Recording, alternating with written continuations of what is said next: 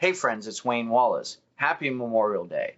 I recently went to Baltimore, Maryland, and I learned that Fort McHenry is the home of the Star-Spangled Banner. So I made this little video for you out of footage that I obtained while I was participating in a flag change and a flag folding ceremony. Have a happy and safe Memorial Day. Helping people learn our history and try to inspire them.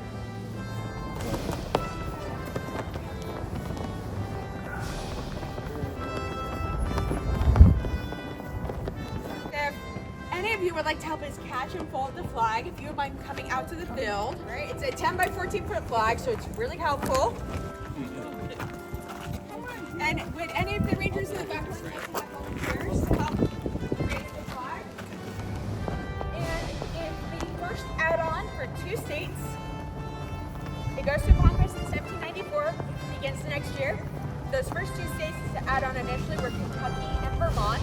Okay, so we're about to catch the flag. It's coming down. Like, when have you ever caught a flag in your life?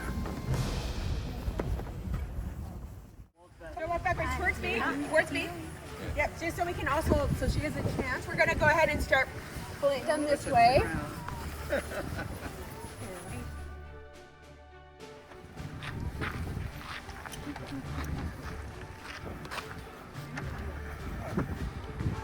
As I mentioned, there are 15 stripes, and the way to tell is this stripe right here.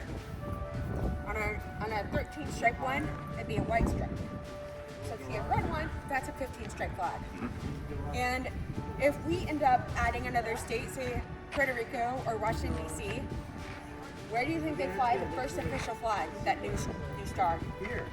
Here at Fort McHenry. Yeah. So if ever that happens, we do have an EarthCam, so you may notice it right on our 2nd floor there. You can always just log on to EarthCam and see what's happening here at Fort McHenry. See what size flag we're flying for that day. We're gonna fold it, and I'm sure, as you might know, what shape we're gonna fold it into. Triangle. Triangle, yeah. So there's your geometry. And we're gonna do it a couple times in half first.